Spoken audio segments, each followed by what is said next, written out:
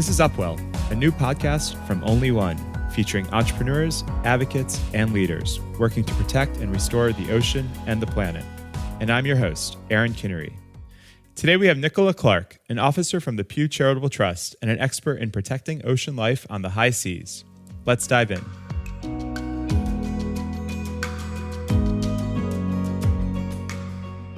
Nichola, thanks so much for joining Upwell. I wanted to start with a basic background question, which is essentially, what are the high seas? That's a great question, because the high seas are actually most of the ocean. So, when you think about the ocean, most people probably think about going to the beach, going to the coasts, and probably most of the ocean that people are interacting with is in coastal waters, right? And so all of the, generally speaking, the waters all the way, from the coast to 200 nautical miles beyond shore are what's known as the Exclusive Economic Zone, EEZ, or EEZ if you're Canadian or from the UK. And these waters, the waters from the coast to 200 nautical miles, are all under national jurisdiction.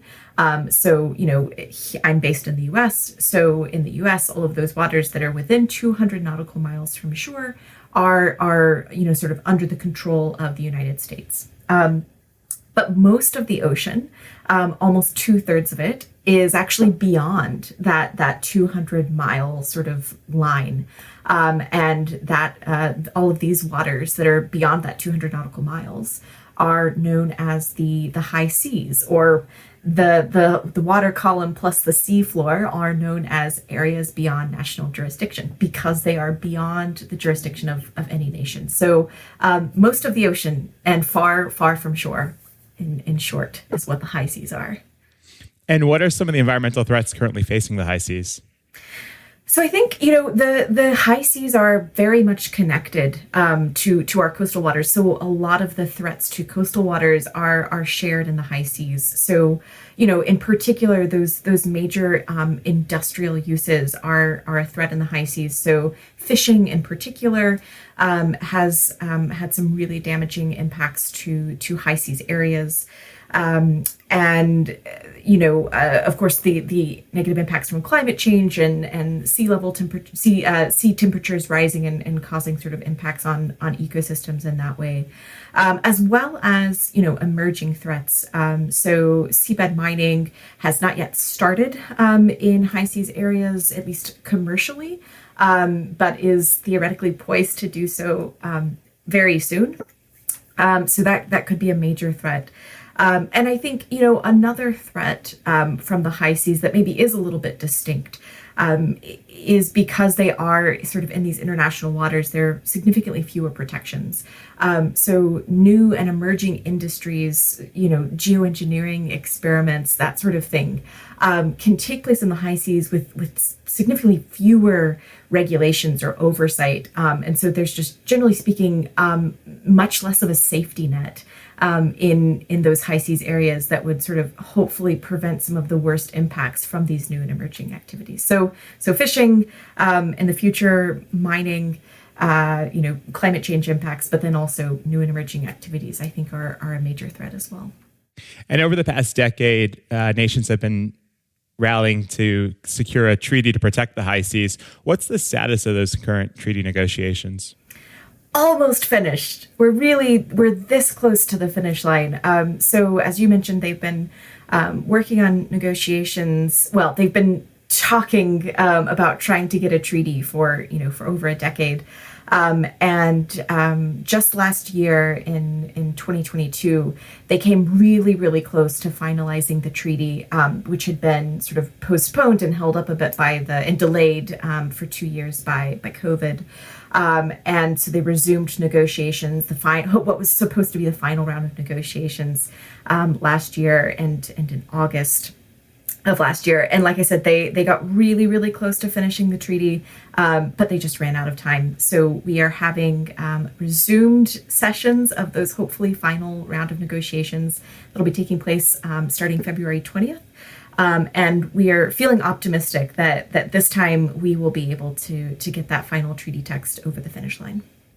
And does the progress that was made in Montreal in December with the COP15 conference and nations really agreeing to this global goal of 30 by 30, does that continue to underscore the urgency and drive new momentum for this effort?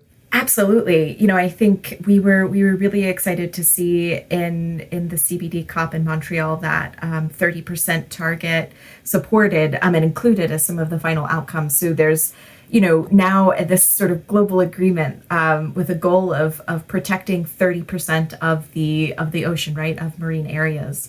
And given that just, by the numbers, the very vast size of the high seas means that you can't achieve that global agreement unless you can protect the high seas as well. And you can't protect 30% of the high seas unless you have a strong BBNJ agreement. So I think absolutely the CBD sort of outcome of that Montreal negotiation is definitely going to add some urgency to the BBNJ negotiations. Can you just define, just for folks, what BB&J means? Yes, it is not PB&J. It's not a sandwich. It stands for Biodiversity Beyond National Jurisdiction. Great. And what do you think will be some of the core tenets of the treaty? So it has sort of 4 package elements of this treaty that have to be considered. We have to get agreement on all 4 of these elements before we can finalize the treaty. So the first package element is probably the most contentious, and that's related to marine genetic resources. So basically sort of the genetic material from living resources that are out in the high seas, far beyond shore. What sort of, how should they be regulated? How, if access should be regulated, and if so, how? And the more contentious issue is if benefits derived from those genetic resources should be shared, and if so, how?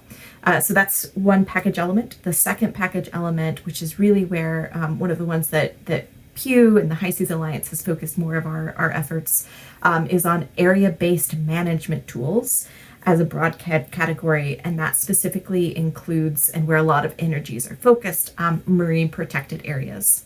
So how a piece of that treaty that would hopefully enable the creation of high seas marine protected areas. The third package element is related to environmental impact assessments. And so, what sort of requirements will this treaty set out for the high seas? A requirement to have any sort of standard requirements for conducting an environmental impact assessment. If there are or sort of decision-making guidelines or thresholds. This is really sort of the section that we look at as sort of being a safety net, right? Particularly in thinking about new and emerging activities. Are we going to have at least some sort of common threshold or common requirements that really ensures that new activities or existing activities that are taking place will be held accountable, right, to make sure that any sort of major damaging threats are mitigated. And then the fourth and sort of final piece of this treaty is capacity building, which is interesting because it is both its own section, its own chapter of the treaty, right? How do we support capacity building, enable capacity building, and the transfer of marine technology in its own right. But then it's also an interesting chapter because it sort of cuts across all of the other chapters as well, right? Certainly having capacity building and tech transfer will have major implications for how effectively countries are able to implement the treaty, how well they're able to monitor marine protected areas, to actually be able to access genetic resources. So those are the 4: marine genetic resources, marine protected areas, environmental impact assessments, and then capacity building and tech transfer. And have any of those areas really stood out as being sort of more contentious or more challenging within the negotiations to get passed? Yeah, I mean, I think certainly from the beginning, the marine genetic resources chapter has stood out as being the most contentious. And really it's sort of reflective of this fundamental legal divide of how it is that we see the high seas, right? You can go hundreds of years of history of the high seas. There's sort of been this conflict between, well, should it be? They're so far away and they're hard to access. it should be the freedom of the high seas, right? And that's sort of how they've been known for most of their history as, it's a free for all, right? It's the Wild West. But in recent decades and in recent centuries even, there's been this opposing theory, right? And this opposing legal framework that says, actually, these are a global common, and the benefits that are derived from this global common should benefit humanity equally, right? This is our global collective resource, and we need to be ensuring that we are equally benefiting and able to use this resource, and that it's being protected and conserved in order to sort of benefit the global community writ large. So this is sort of the tension that exists, right? This historic freedom of the high seas versus this newer legal theory that they're global commons, and they belong to all of us, and therefore they have to be sort of shared and protected for all of us. And have any nations really stood out as key champions for this work?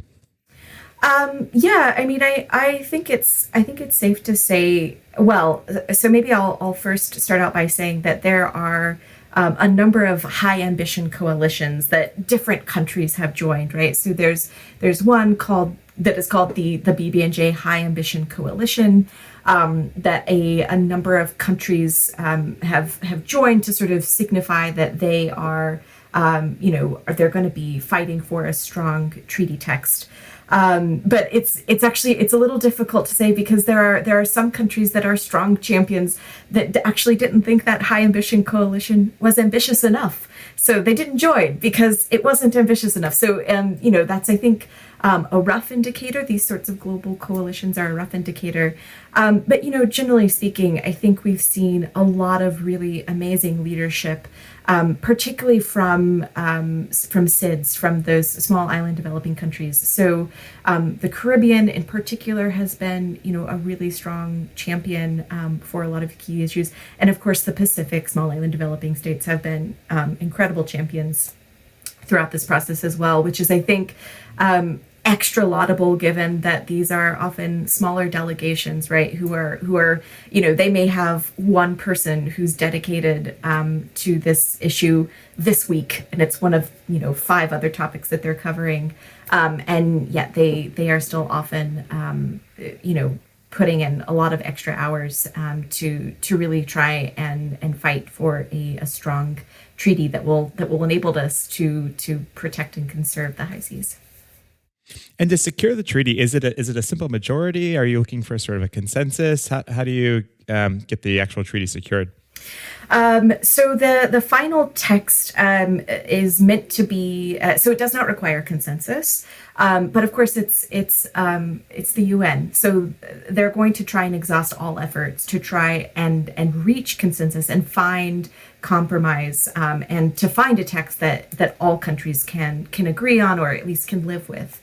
And so while it's not strictly required to have everyone sort of agree, that's certainly what they're going to be striving for to get the text. But then, of course, that's just agreeing on what the text itself says.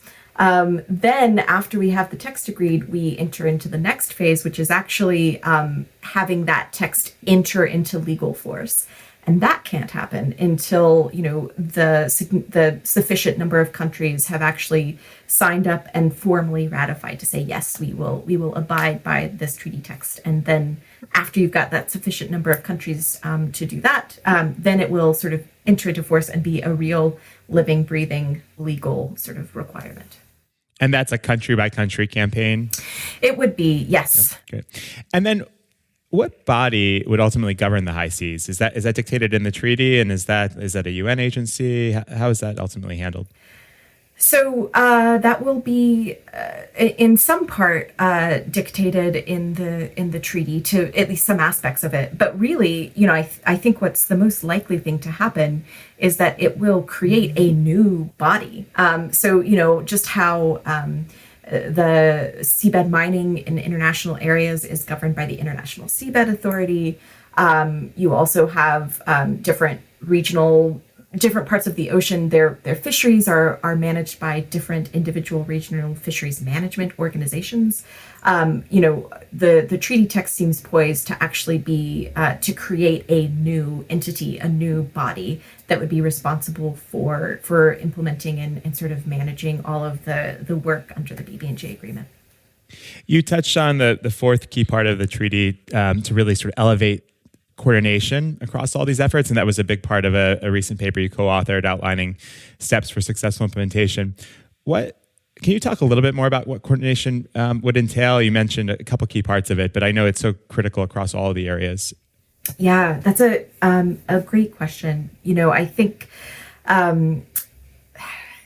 so the high seas the ocean generally is a really complex space, right? So if you want to protect one particular space, one particular area, there's a whole myriad of different activities that are going on there, right? It might be an important shipping lane. It might be an area that's been identified as a site where there's some mining interests. It could be an important fishing area, right? So there's certainly overlapping activities. There's also overlapping management bodies, right? So, in some instances, you might have multiple organizations that manage different species of fish in that same exact area. You have an organization called the International Maritime Organization that manages shipping and shipping lanes. There's the International Seabed Authority that manages mining.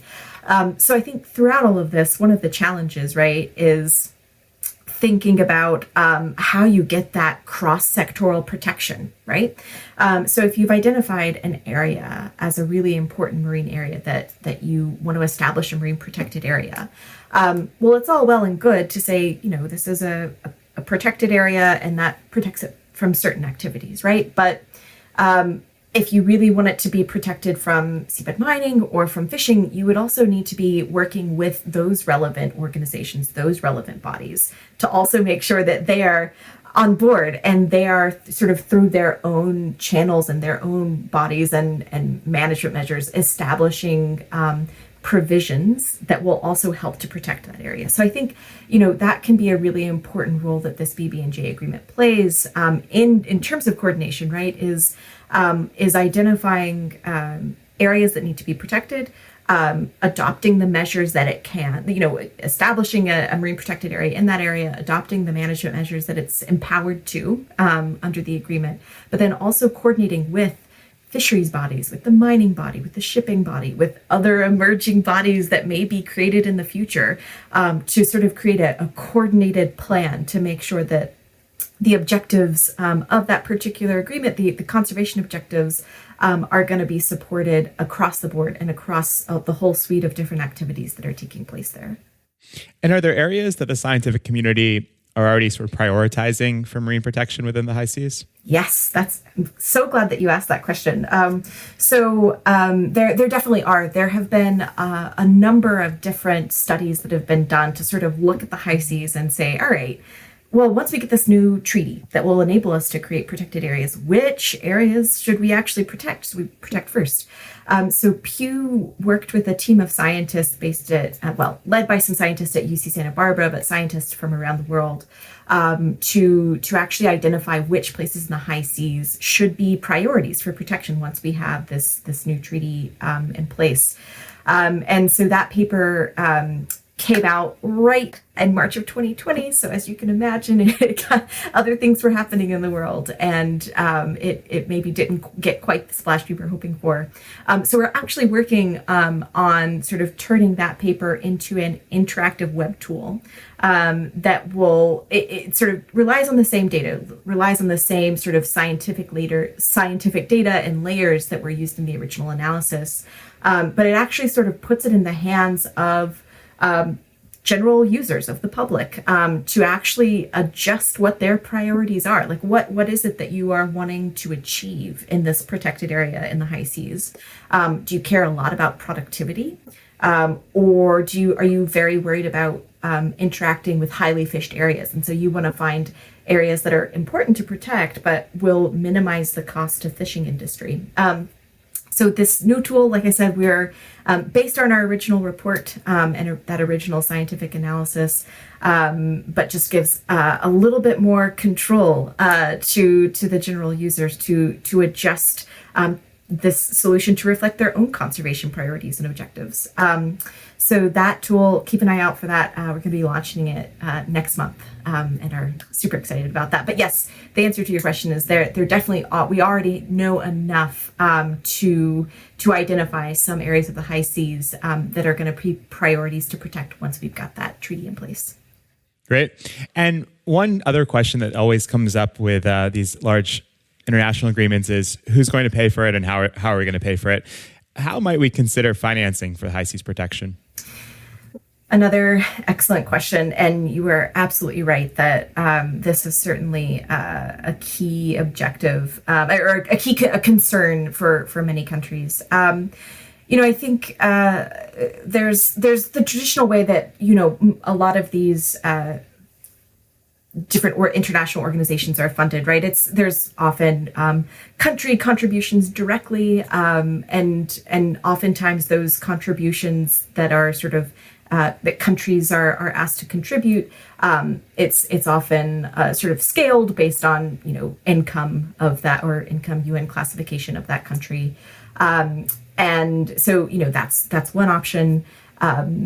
There's another option, thinking about. It's been discussed about for marine genetic resources. If there are to be financial benefits from that, might some of those go to fund the BBNJ agreement? I think it's a difficult conversation. A lot of scientists would argue that the financial resources are sort of theoretical, or the financial benefits are theoretical. So I think, there's also a lot of people have been doing research into sort of new and innovative financing mechanisms, right? So to what degree can we use existing financing mechanisms like the Global Environment Facility, the GEF, as that has, some high seas funding? Might they provide more? Also looking at sort of public-private partnerships as a potential another innovative financing mechanism. So it's a great question. There's no silver bullet solution, but certainly there are a lot of people who've sort of thrown some ideas out there for examples that we could look to try and make sure that this agreement is effectively funded. Two final questions. First, are there any other priorities or innovative approaches that you've come across that might be helpful in accelerating marine protection? That's great question. I think one thing that has really stuck out to me, right, in looking at this is the importance of doing sort of work with partners, right, and making sure that we are partnering with key countries and key user groups, right, in order to identify and to achieve protected areas, right? I think the same is going to be true for the high seas. It's a little tricky because they are so far away, but certainly there are still, traditional users of high seas areas, and countries in particular that have that are particularly impacted or working to try and conserve or affect high seas areas. So I think it'll be really key, as it is with all protected areas, right, to make sure that you are partnering with the right people from the beginning, and you're really sort of looking at that as a collaborative opportunity, listening to Indigenous voices as well as other users. And doing that from the beginning as opposed to an afterthought. I feel like a lot of conservation spaces can be met with challenges when, I think some of those key collaborators are reached out to too late in the game. So I think making sure that we reach out to all of the key players early on to try and find sort of a conservation objective and a conservation tool that's going to really best meet the objectives of those different users will be critical in terms of making sure that we are able to swiftly affect some of these protected areas. I don't think that's particularly innovative, but I think it is particularly important. It's only proven how important it is to reach out with those different stakeholders early. Great. And lastly, I'll include links in our show notes to some of your recent reports and to the digital tool when it's live. But are there any other ways that the general public can help support this work?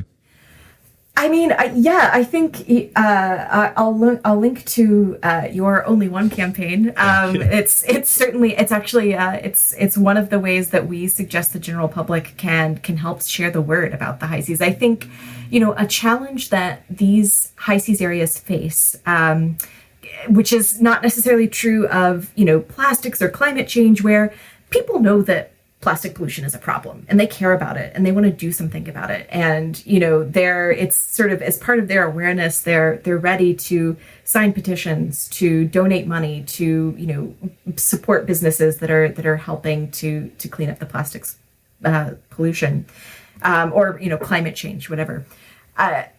The high seas has a very struggles with sort of being known generally by the public. I think, I still have to, even my own family members, right? I'm still sort of like, I think they now know what the high seas are and the BB&J treaty, but it's taken a lot of time. And I think if you were to ask a member of the general public, about the high seas, they would have no idea that actually the threats that are there and the action that is needed in order to really protect them and how it affects them, right? Because it certainly does. The high seas are very much connected to our life. It's just they're far away and we often don't think about them.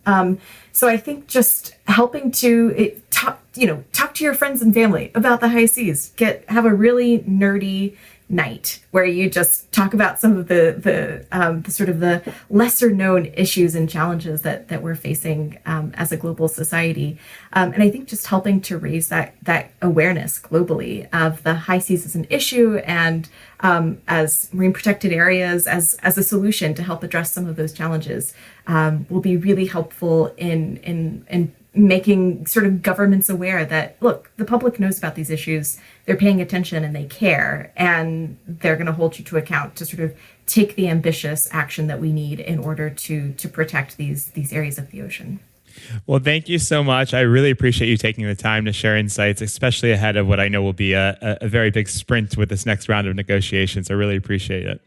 Thanks so much. Thank you.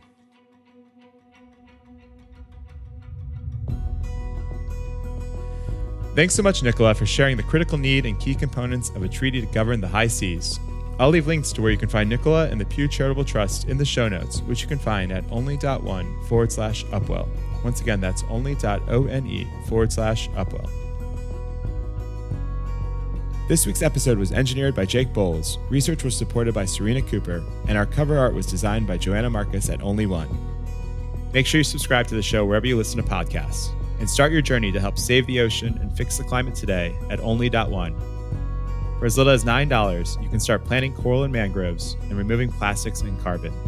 Again, that's www.only.one. Thanks for tuning in, and we'll be back next week with an all-new episode of Upwell.